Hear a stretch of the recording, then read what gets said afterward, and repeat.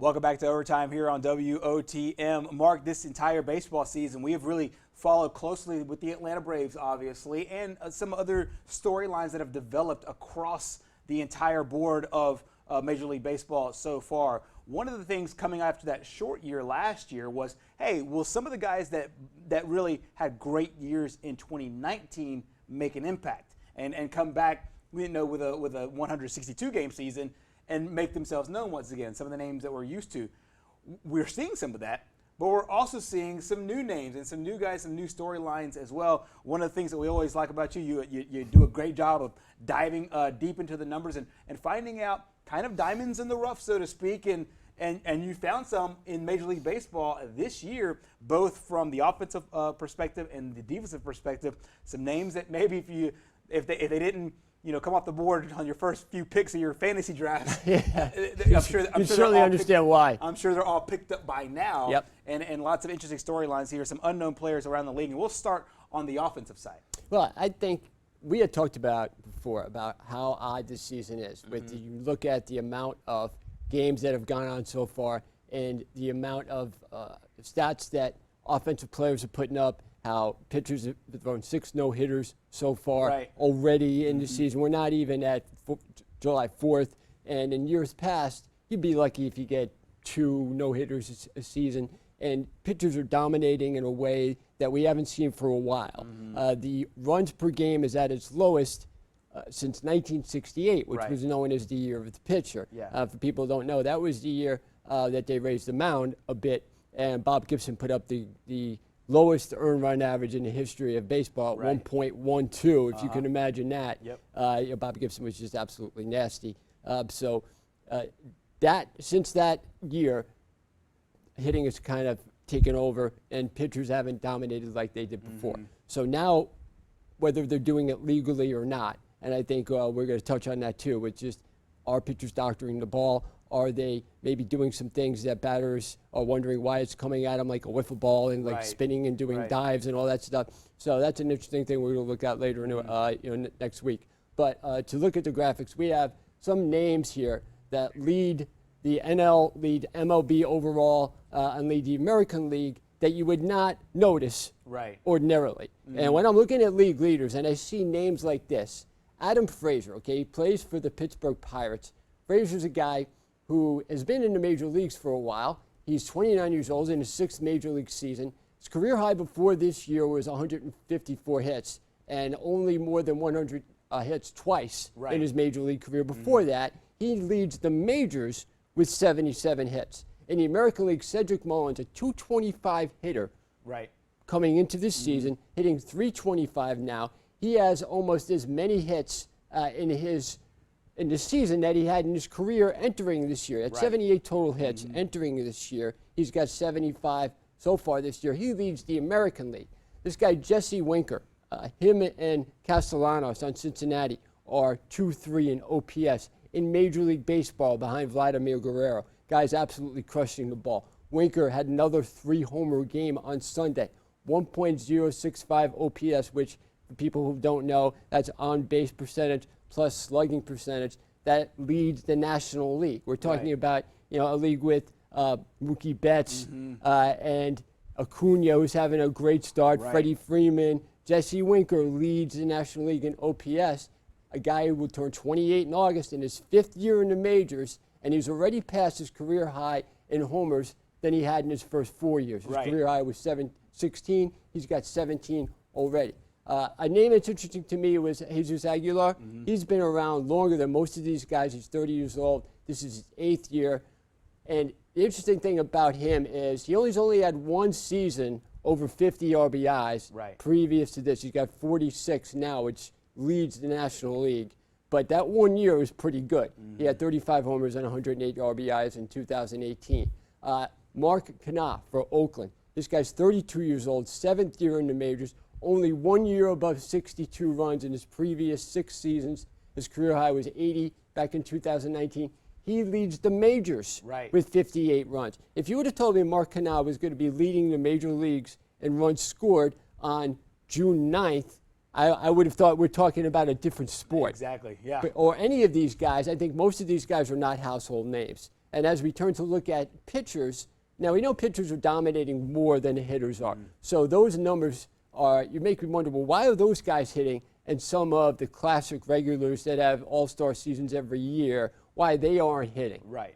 Maybe Mike Trout is the exception. Trout would be up there among league leaders, but he's been injured, so he falls just below the qualifying line. But a guy like Brandon Woodruff is in his 4th major league season, entering this year 3.66 ERA and a 1.13 WHIP. You look at 1.42 ERA, 0.74 WHIP, much lower than his career numbers. Kevin Gausman's been around for a long time. Braves fans remember him. He was on their pitching staff a couple years ago, 9th major league season. Entering this year, we're talking about a pitcher that was 16 games below 500 with a 4.26 ERA and 1.33 WHIP. He hasn't lost a game this year. 7-0, 1.27 ERA. Are you kidding me? Yeah, that's crazy. That's unbelievable, especially in that division. Yeah, and we're in June. It's not like we're in April and it's in cold weather. We're in June. This guy has been absolutely unhittable. 0.76 WHIP. If you're playing Diamond Mine baseball or some of these simulation baseball games, that's what you look for. That's how they kind of regulate how the pitchers pitch on a simulation basis. They use WHIP and they use earned run average to kind of calculate how a pitcher's going to do. And basically simulations are just a combined average overall. That's why you get people running like 100 simulations if they have the time. Freddie Peralta, another guy from Milwaukee. That's why Milwaukee is right up there among the league leaders in the National League Central. 6-1, 2.25 ERA guy in his 4th season. He's the youngest, only 25 years old, but a 4.67 ERA entering this year, 1.28 WHIP. Look at 2.25, 0.86. And they named Tyler Glasnow. Yankee fans, we're not in Yankee territory right now, but American League East Yankee fans, Red Sox fans are going to recognize this guy a lot. Coming up, Blue Jay fans, Glasnow's got really nasty stuff.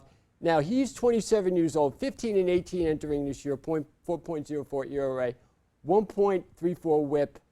This year, 5-2, 2.57 ERA, 0.93. To have a WHIP under 1 means you're allowing less than 1 base runner an inning, which is right up there with what the best players, the Hall of Fame pitchers do. So if you're a quarter of the way under that, like Gausman is and Woodruff is, Jacob deGrom, it's not really fair to look at what he's doing. He's just absolutely unhittable. And breaking just about every conceivable pitching record. And he's a household name, though, deGrom, multi-Cy Young Award winner. So these are just some guys that are doing well pitching-wise. And I also got some names as far as teams that are overachieving and teams that are underachieving. Exactly, and it's one of those things where I think at this point you got to a place where in baseball you had your main storylines and then you kind of had your undercurrent storylines. And of course DeGrom, as you mentioned, was one of those that we knew he was good. And now he's just putting up freaky numbers right now.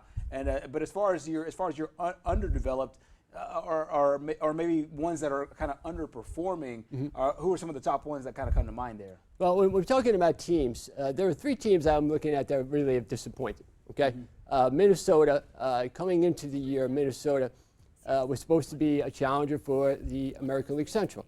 They are right now in last place. Entering this year, Vegas had them at 88.5 wins. They won't come anywhere near that the way they're playing right now. The Dodgers are, I would say struggling, 35-25 coming into to tonight. They're battling with the Padres and one of the surprise teams in Major League Baseball. But they had them at 102.5 wins, Vegas entering this year. And the Nationals in last place in the National League, a team that really, when you consider I consider them the defending champions. And last year wasn't really a real year. 2020, so the last full season champions was Washington, but also Washington struggled. If you remember, back in 2019, in May of 2019, they had a 1% chance to win the World Series because they were, I believe, 19-32, and they wound up coming back, and that was a franchise that had won only 1 playoff series entering that postseason and was looked at much like the Washington Capitals were, the hockey team in that city. And they kind of came out of nowhere, beat the Dodgers, who were heavy favorites. So I think that their struggle so far this year is another thing I would look at as disappointing. 3 surprise teams. The Giants lead the West right now, Vegas had them 75.5. Right now, they're 13 games over 500. The Cubs in the National League Central, 78.5. They should be going over that. And Cleveland in the American League was supposed to be a last place team. They're competing right now with the White Sox for the AL Central. 100%. What you're seeing is video of crazy pitching right now, and we're seeing a record pace of strikeouts, and we're seeing a record pace of the lowest batting averages.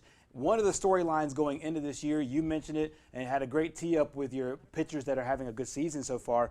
One of the storylines now is also doctoring the baseballs by pitchers. One of the things that came to light this week is Gerhard Cole yesterday. He was asked specifically if he's used a substance, a foreign substance on the baseball. He had a very odd response to it, a response that he said he couldn't really tell right now. And so you're seeing video here, kind of older pitchers, younger pitchers, and old-time baseball and new baseball. The thing is that using stuff on the baseball to make it move has never been new to baseball. It's always been here. But what we're seeing now is a shift in the way baseball will be handling this moving forward. What baseball will now be doing is having their umpires start to check pitchers and check catchers, and whenever they do have those meetings, maybe check for substances, because there have been a bunch of foreign substances on there, the latest being this kind of goopy substance that has been on pitchers' fingers and in catchers' batting gloves, or catchers' gloves as well. What is your take on all this stuff as it deals with spin rate? We'll do a deep dive next week, but it kind of came to light as Gerhard Cole's weird comments yesterday started to really make people question about his spin rate, why it has been down a whole lot more since his days in Houston after he talked about it. Well, it's interesting how Gerhard Cole, his answer. Right. I mean, you couldn't see, if you wanted to see a guy that was totally caught off guard and had no idea what to say, that was like the boyfriend that gets caught cheating. Right. I really don't know how to answer that. I mean, come on. Right. Hello. Trevor Bauer, who is really on top of all this stuff now, I'm sure he takes advantage of it now because he's trying. Trevor Bauer's a smart guy, and whether you like him or not doesn't matter. I think he's trying to initiate the conversation. Yeah. So this is going on, fellas, and it's time that somebody noticed it. So he would go and look at spin rate for pitchers from year to year and how, if they got drastically better, why. And he noticed from start to start, certain guys their spin rate was a lot higher.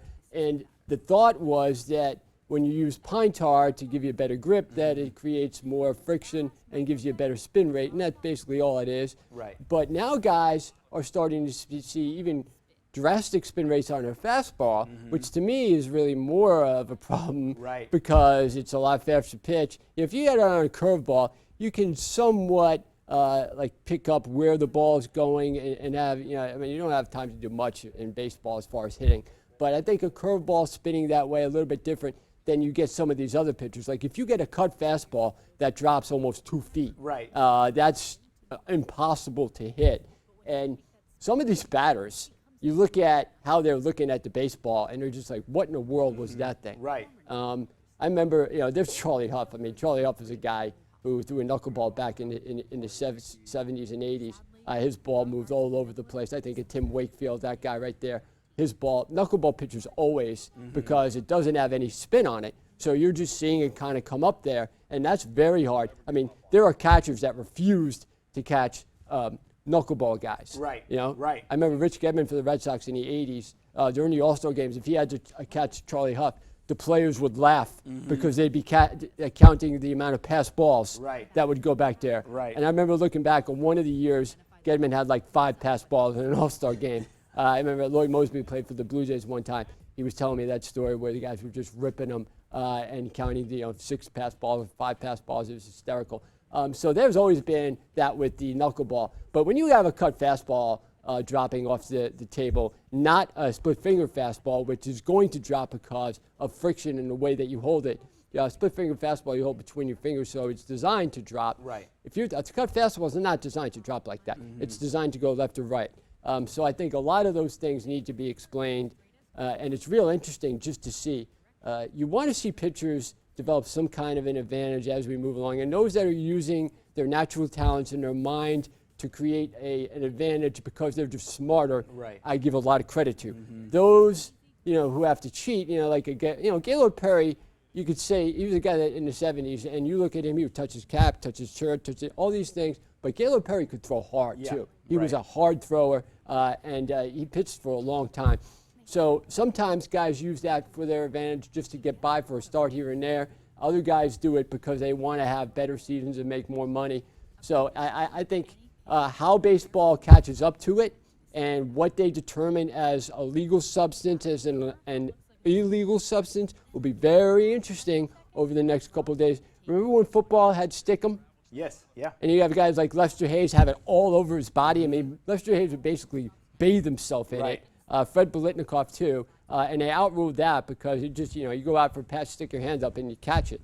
So I think how they overrule this substance here that's causing some of this ball movement could be very interesting. Major League Baseball is very hypocritical when it comes to rule breaking. We know the steroid thing. We know they turn their eyes toward some of these things. So, but I think it's time that they address this. And some of the pitchers are really crying out. The guys that are doing it and not breaking rules, really crying out to stop giving these other pitchers an unfair advantage. Especially when you're already throwing 500 miles an hour like some of these guys are already right now. Well, that's good stuff there on the current Major League Baseball situation. Coming up next here on Overtime, we'll go back in the past with our Who's Better segment, Chipper Jones and George Brett.